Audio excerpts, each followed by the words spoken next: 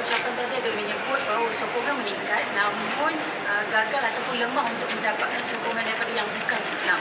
Bagaimana? Apa pendekatan ataupun langkah yang dilakukan? Kerana kita punya maklumat tak sampai pada bukan Islam. Media sangat terbatas. Media sosial terhad.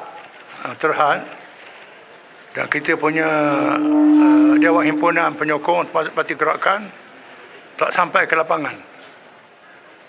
Tidak mustahil sokongan boleh dapat. Kita saksikan bagaimana kalau DAP boleh mengundi calon India yang bukan Cina, kata menjadi Cina, takkanlah orang Cina tak boleh undi calon Islam. Menunjukkan bahawa kita punya maklumat tak sampai dan diganggu oleh dakwah-dakwah yang negatif terhadap Islam, bukan sahaja di peringkat nasional tapi peringkat antarabangsa. Ya, yang tadi. Beberapa bulan sebelum pilihan raya negeri, Datuk Seri banyak mengeluarkan kenyataan yang menyinggungkan perasaan kaum-kaum minoriti. Kita sebelum boleh raya tu buat kenyataan menyinggung. Kenyataan kita lebih dituju pada DAP yang ekstrim terhadap Islam. Dan banyak kenyataan yang kita sampaikan itu disalah tafsirkan oleh media. Dalam ucapan saya sebut tadi, hubungan dengan bukan Islam tak ada masalah. Bahkan kalau orang bukan Islam boleh menerima ideologi Barat, bukan Cina, bukan India, mengapa mereka tak boleh terima Islam sebagai satu ideologi yang lahir di tengah masyarakat dia, yang telah mencipta sejarah pemerintah negara yang sangat besar. Orang Islam boleh hidup. Bahkan pemerintahan Islam boleh melibatkan orang bukan Islam dalam kabinet yang tak menyentuh dasar, yang lebih terbuka di demokrasi Barat.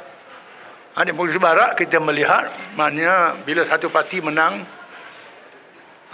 kalau Demokrat di Amerika mesti kabinet orang Demokrat semua. Kalau Republican semua di England Labour Party.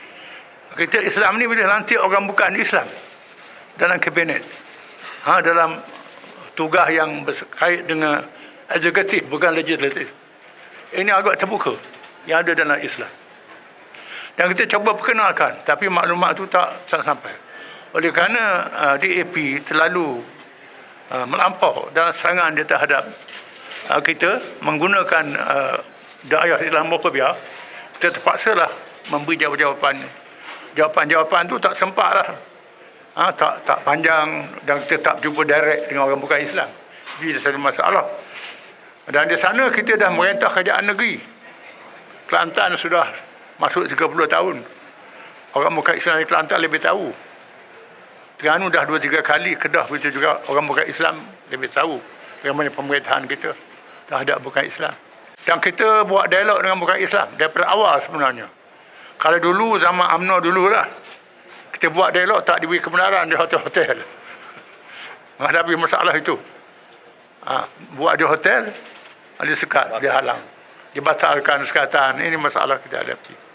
Dalam kepimpinan tertinggi menginginkan orang bukan Islam mengundi untuk PAS. Tapi pada masa yang sama ada kepimpinan pertengahan dan sebagainya yang masih mengamalkan politik PAS yang lama yang terus kepada hanya Melayu Islam saja. Adakah Tan Sri akan mengeluarkan arahan untuk memastikan mereka bersikap terbuka dan tidak mengeluarkan pernyataan yang tidak menyinggung perasaan non-Muslim dan non-Muslim? Apa yang tertarik ialah sokongan orang muda perpas. Ini lebih meningkat. Orang muda yang membaca media sosial, yang agak membaca lain pada orang tua yang dah tak banyak. Yang tua PAS macam tu, yang tua UMNO macam tu. Saluran satu macam tu. Jadi yang saluran 5, 6, 7 ni ada perubahan. Ini sesuatu yang perlu kita beri perhatian. Kalau yang berpendidikan ni boleh sampai maklumat, sudah tentulah. Bahkan kita menghadapi masalah orang Melayu tak minat politik. Orang bukan Islam mengundi, orang Melayu tak keluar mengundi. Ini sangat bahaya bagi orang Melayu. Kita perlu kita tanamkan sedaran ini. Ya.